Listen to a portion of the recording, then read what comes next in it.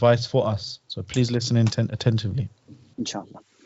بسم الله الرحمن الرحيم الحمد لله رب العالمين وصلى الله وسلم وبارك على نبينا محمد وعلى آله وصحبه أجمعين. All praise belongs to Allah, and may the peace and blessings of Allah be upon His final messenger Muhammad sallallahu alayhi wa sallam. Assalamu alaikum wa rahmatullahi wa barakatuh. Receiving concerning specifically Taraweeh, Salat al-Witr, the Salat al-Jama'ah, and the different ways and options that we have because of the current situation that we're in.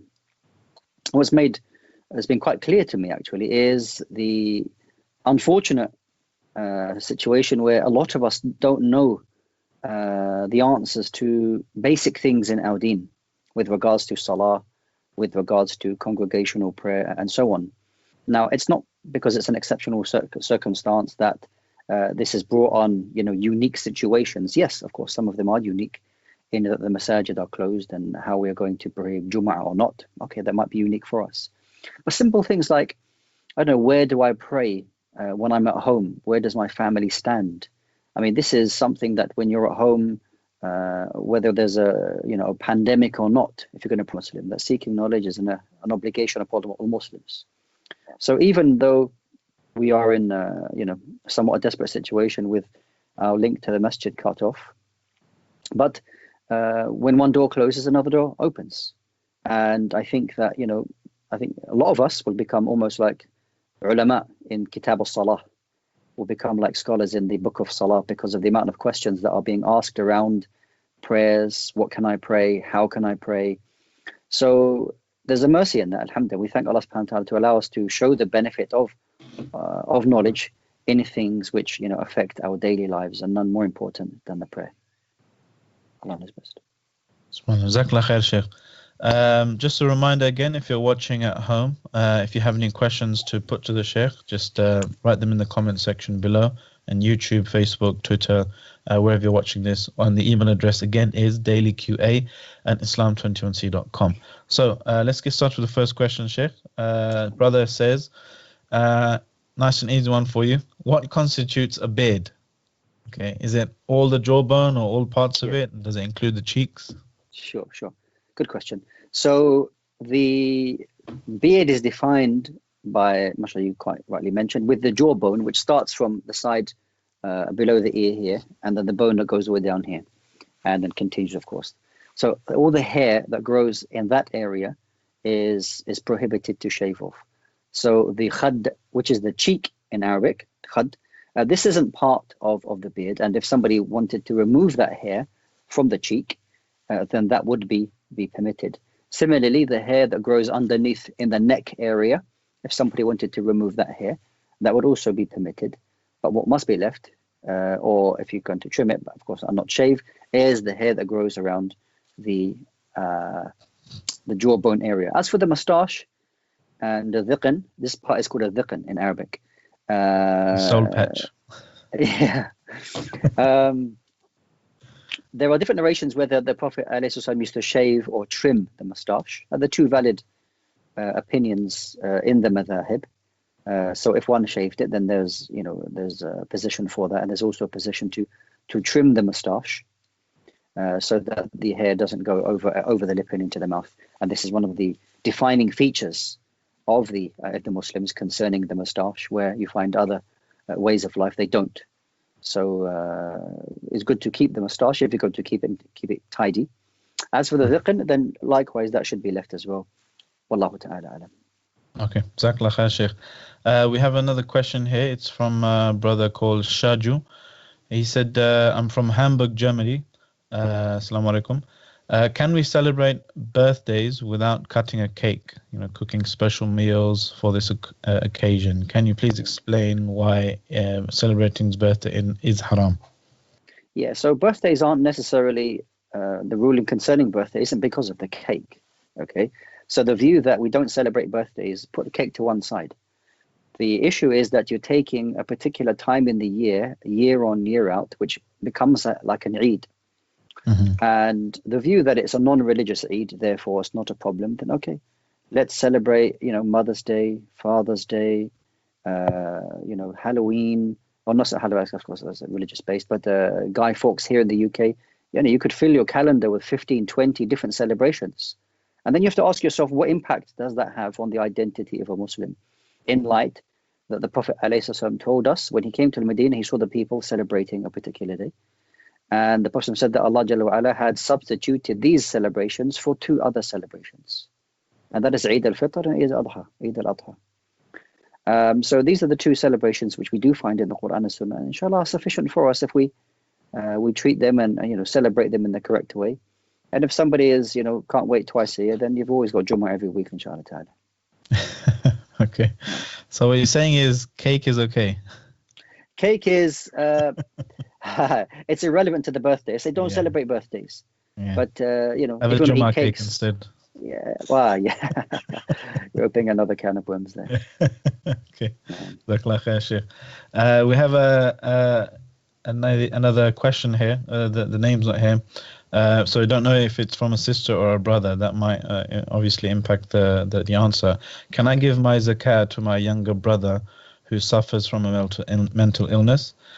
He's unable to sustain himself due to the condition, and he's also under a debt, after being taken financially advantage of due to his condition. SubhanAllah. May Allah will make it easy for them. Ameen. So if he has a debt, then yes, quite simply you can give him the zakah so he can pay off his debts. If that's what it's used for, to pay off the debts. If however it's due to poverty reasons, then if there is nobody there who is financially looking after him, and it's not a financial responsibility upon you, then you can give him zakah because of the poverty reasons as well, inshallah ta'ala. Okay, Jazakallah khair. I mean, this time of year we get a lot of questions about zakat anyway. So would you say your answer applies for someone's brother only, or is it generally for any family member? No, I mean, for debts, it doesn't matter, because debts come under the Asnaf al-Thaman. It comes under one of the 8 categories in which you can, they're entitled to zakah, regardless of how close they are to you, in general, in principle. As for poverty reasons, then if it's obligatory upon you to financially sustain that and look after that person, then your financial responsibility does not include the zakah. But if your responsibility towards them is not an obligation, then you can give them zakah. Okay, these are general principles. Okay, Jazakallah khair. We have another question here. Can a Muslim woman work as a care assistant in a care assistant job? Yeah. This is from Sister Nadia. Yeah. So this is a very noble job, to look after other people, especially people who are in need and who have, especially in troubled times like this, that they're reliant on people to go to their homes and support them and whatnot. And I know many care workers myself, in which they have different levels of care that they offer. Some of their care is there just to make sure that their food is there for them, make sure that their medicine is taken. And then there is a type of care which involves washing and cleaning them. Now, with regards to this level of care, where it requires you washing other people, if you're able to kind of restrict, if you want to say restrict, but kind of like women for women alike, then that's not a problem. The kind of issue is that when women, you have to go into a male's home and wash them, where there may be some issues.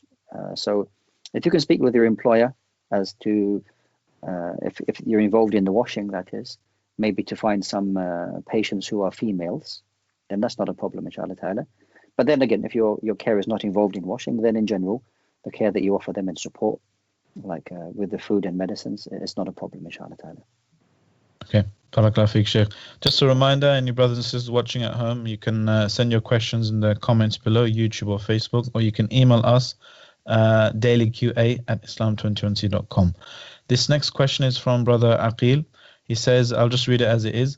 I'm working as a delivery driver, but I have for many years not had official permission to stay in the country, so I cannot work officially. My children have now got nationality, and I have been told that I have become a national but must pay £8,000. I cannot afford this as we barely get by. Am I able to receive zakat to pay this fee so that I'm allowed to work full-time and officially earn enough for my family? So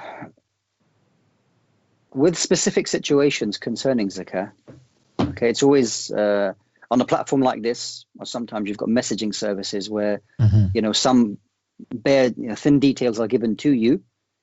It's not always possible to give them a categorical straight answer, yes you can, yes, or no you can't. However, alhamdulillah, Allah subhanahu wa ta'ala has opened a way for you that you're able to stay here with your family. This is a big blessing. And we look at your, not because of the things that you're going to possibly undertake, either I need to pay £8,000. That's not a debt for you at the moment, okay, because you haven't taken anything out.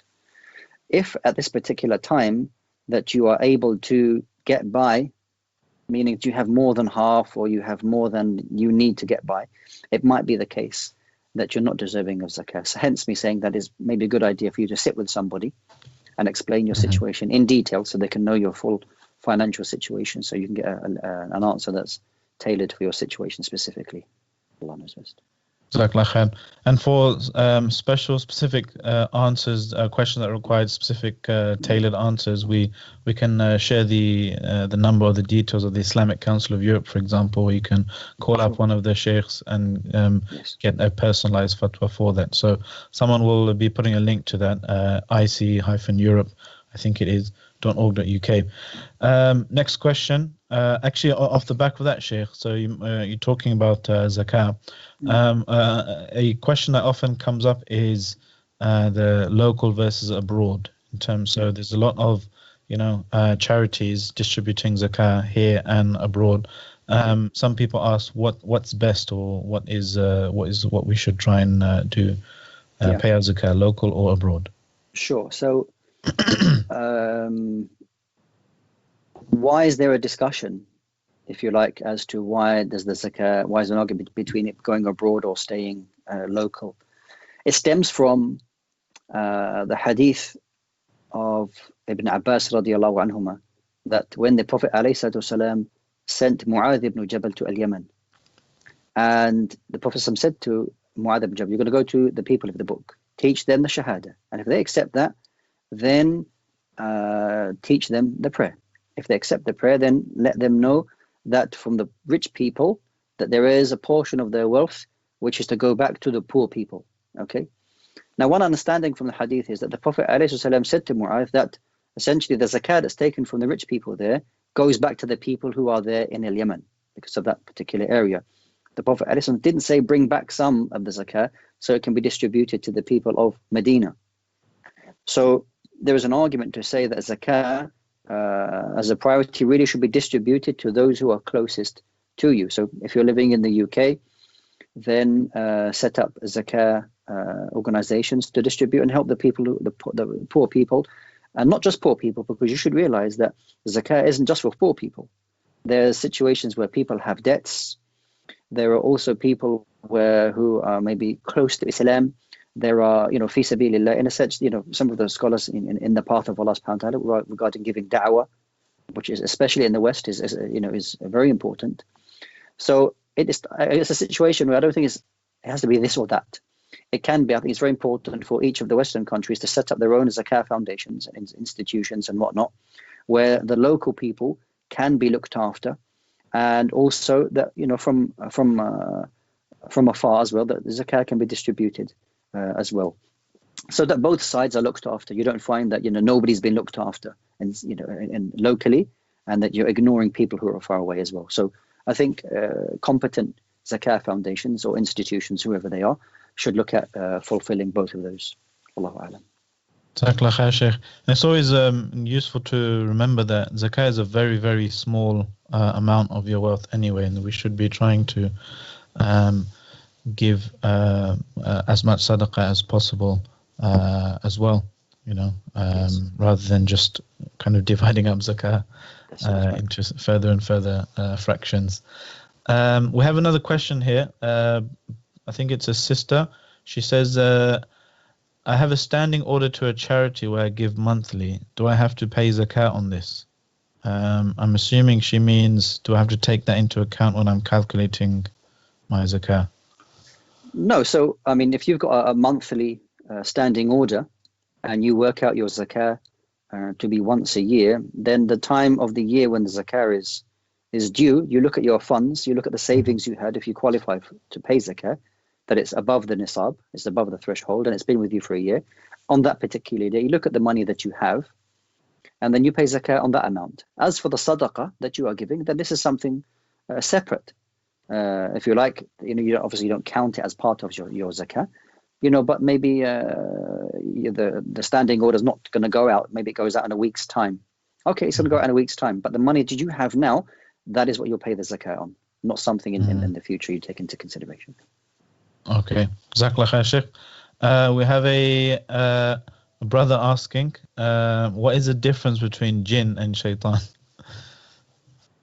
So jinn, first we just define what both of them are. So jinn is another creation that exists upon earth, Allah subhanahu wa ta'ala placed on earth, and they are required also to follow the Prophet ﷺ, to follow Islam as we are. And from the jinn kind, you find that there are, just as in the humankind, there are Muslims, believers and disbelievers. As for the some of the disbelievers from the jinn, they may be particularly mischievous and evil, and they may be considered to be shayateen. Similarly, you find from humankind, they could also be considered a shaitan. Okay, so the word shaitan isn't something specific to jinn, but a human being could also be a shaitan in the sense that they are a person of great evil. So not all jinns are shayateen. Not all jinns are shayateen. You find believing jinns. They follow Islam and they make hajj and they fast like us. They are, of course, not shayateen. No. Jazakallah khair. I follow up on that actually. My kids asked me the other day that shayateen are locked up in Ramadan, and we normally tell them they can't play outside just before Maghrib because it's the time that of shayateen and stuff. So then they ask, wait a second, can we still play outside now? Or? Yeah, okay, good question. So I just said be quiet. SubhanAllah. So as we know that Allah subhanahu wa ta'ala assigned with every human being a qareen, a shaitan, with every human being to try and whisper to them. These are not locked up. So the shayateen that is assigned to every human being, they are not locked up. They will still be with you and try to whisper to you and try to cause confusion to you, distract you in prayer, distract you, things like that. Yeah, but the shayateen that are out, like from the jinn, the shayateen, the bad ones, the marad of the shayateen, the big ones, the big shayateen, they will be locked up. They will be locked up. And there's also another view that all those other shayateen, they can also be locked up as well, but the ones that are with you are not. Allahu A'lam. So still, kids, when you're playing around sunset, it's best to come inside? Yeah, the hadith is still applicable. The hadith doesn't state that, the time of Maghrib, bring your children in and close your doors and cover your vessels, except Ramadan. No, it doesn't. It means the whole year. Okay, Barakallah Feek. Another question here. If somebody's following the 18 degrees Fajr, is it advised to pray Fajr later and stop eating earlier? So follow the earlier time for stopping eating and the later time for praying your Fajr. Is that advised, or would you just stick to one time? Well, I guess if you're in a position where you believe that you're going to stick with the 18-degree calendar and that you believe that this is the time that Fajr comes in, then you're permitted to pray Fajr at that time. Okay, there shouldn't be any doubt about it. You can pray Fajr at that time, and then you can go to sleep if you wish. Okay, it's not necessary for you to wait to the latter time, and then a person can say, "I'm 100% sure, okay, that I've prayed Fajr in its time." Okay, everybody will agree that Fajr has come in. But the point is that ibadat and worship, acts of worship, shouldn't be based on a kind of a dhanni, kind of speculative kind of approach. If you believe that this is the correct time, then you can offer your you start fasting, and then you offer your salah at that time. That is, of course, the masajid. If they were open and you wanted to pray with the jama'ah, by all means, then you can delay it and pray with the jama'ah. This will be better for you. But since the masajid are closed, then by all means you can offer salat al-fajr in its earlier time there. Wala haraj. Okay, excellent. Jazakallah khair, Sheikh. And just a reminder, you can check out islam20c.com/PTC for the prayer times calculator. And there's a handy Telegram bot as well. If you just search for at Prayer Times calendar, it tells you the exact prayer times wherever you are in the world with a click of or a tap of a button, inshallah. Got a nice short question. The answer might not be short though. Is Yawm al-Qiyamah only one day? Interesting question. Yawm al-Qiyamah is, even though it is, as we see it, as we understand Yawm like as a day and a night. Mm-hmm. But we know that the days with Allah subhanahu wa ta'ala is like 1,000 days on Yawm al-Qiyamah. So it's not as though it's a day and a night in that sense. But it is one long day, Yawm al-Qiyamah. So in that sense, this is how we will see on Yawm al-Qiyamah. It is one long extended day, Allahu Alam, and not a series of day and nights as we see it. Okay, excellent. Jazakallah khair, Shaykh. We have a question here. It's from a sister, I think. Is Qiyamul Layl and Tahajjud the same thing? And if so, why have they been given two separate names? Okay, so yes, essentially they are the same thing, Tahajjud and Qiyamul Layl. And, sometimes you find a noun can have more than one, one thing can have more than one name to it, not a problem. Okay, so Tahajjud specifically is something which is offered in the latter part of the night. Mm-hmm. You could say Qiyamul Layl is often referred to the latter part of the night, but it's anything essentially after Salat al-Isha. Any night prayer is called Qiyamul Layl, is anything is offered after Salat al-Isha. Tahajjud specifically is something that you offer in the latter part of the night. So you could say that Qiyamul Layl is more of a broad meaning, and Tahajjud a little bit more specific, but essentially the same thing. Okay, Jazakallah khair. And did you say Tahajjud is better than Qiyamul Layl? Is that time of the night? Yes, and the fact that Tahajjud is offered in the last or the latter part of the night, and the last third of the night, inshallah, there's a greater fadila, there's a greater blessing from there, inshallah ta'ala. Okay, Jazakallah khair, Shaykh. We have another question. It's regarding Zakah on pensions. I'll just read it out so I don't miss anything important. I have a company pension to which the employer also contributes. They match my 6% contribution. The pension is not accessible by me until I retire, or upon reaching over 55, when I can choose to withdraw a lump sum amount. Jazakumullah khairan for your answer. So what do they do with that? Yeah. Okay, Probably so it's a common question. Yeah. So if we can mention one thing, it may help on a lot of other questions that people have. Zakat is paid upon wealth upon which you consider part of your wealth. Not only is part of your wealth, that you have the ability to use that wealth. Okay, so you might own something, but you cannot use it in any way, shape, or form. So there's a question mark whether you consider that to be part of your zakah, which does influence the view of some of the scholars in that pensions, which, yes, it is your wealth, but you cannot access this wealth at all until you retire, which may be 20 or 30 years away.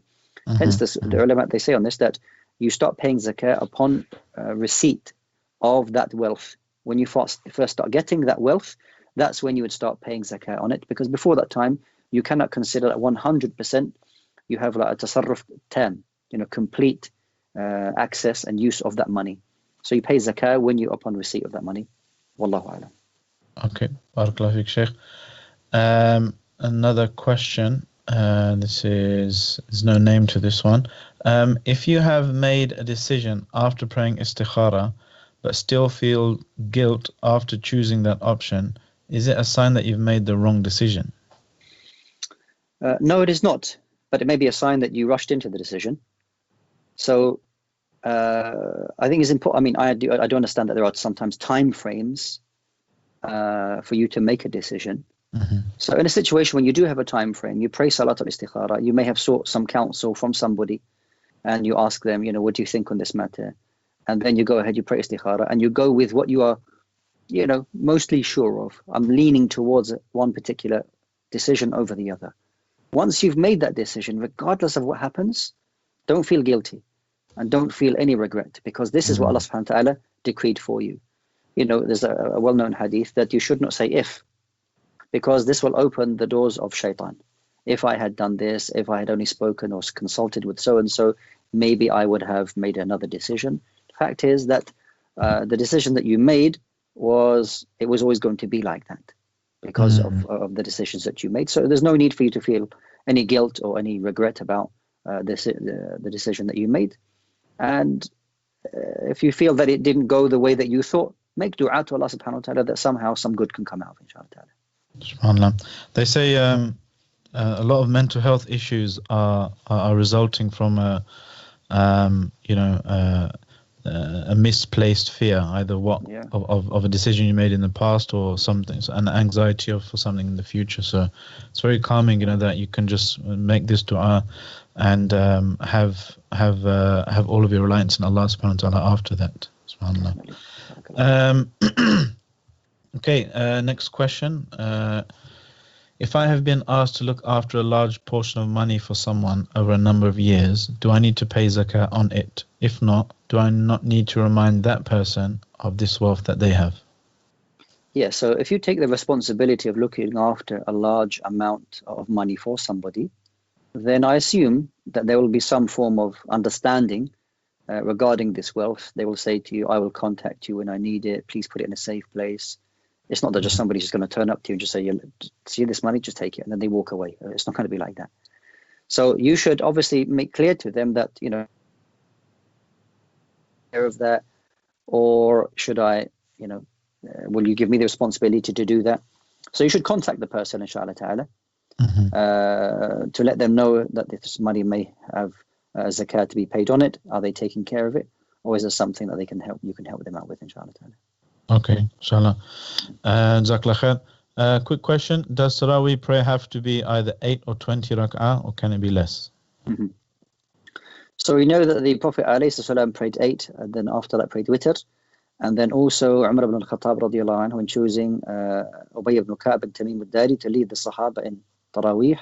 These are two well-known practices from the Prophet ﷺ and the companions. But if a person wishes to pray other than that number, it is permissible for them, meaning that if they wanted to pray less than 8 or more than 8 and less than 20, for example, even more than 20, it is permissible for them, inshallah ta'ala.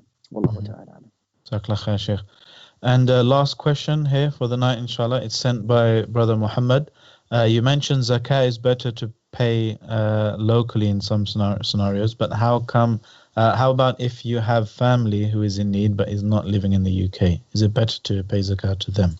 Okay, so then it's a good question. So what you have here is a ta'arud, i.e. that do I prioritize locally, which is one view, or do I prioritize my family, which is also a priority? In a situation like this, then your family, inshallah ta'ala, will take priority in a situation like this. Wallahu a'lam. Okay, Jazakallah khair, Shaykh. And Jazakallah khairan to you, brothers and sisters watching at home. If you like this, remember to share it and tune in tomorrow, inshallah. We'll have Sheikh, I think, Abdul Rahim McCarthy with us tomorrow, and Sheikh Wasim will be joining us next week, inshallah. That's the same time, same place, inshallah. If you have any questions, remember to send them beforehand. You can send them beforehand as well. Somebody's going to be monitoring the mailbox. That's dailyqa@islam21c.com. Stay with Islam21c for all your Ramadan needs, inshallah. And don't forget to check out the online masjid platform. It's up and running now, alhamdulillah. Check out onlinemasjid.islam21c.com. That's onlinemasjid.islam21c.com. From myself and Islam21c team, that's all for now. And Jazakumullah khairan again to Sheikh Wasim Kempson. As from us, then we'll say Assalamu alaikum now. See you tomorrow, inshallah. دعائي وابتهالي شاهد لي بافتقاري. Stay tuned to Islam21c to catch the front row from the online masjid.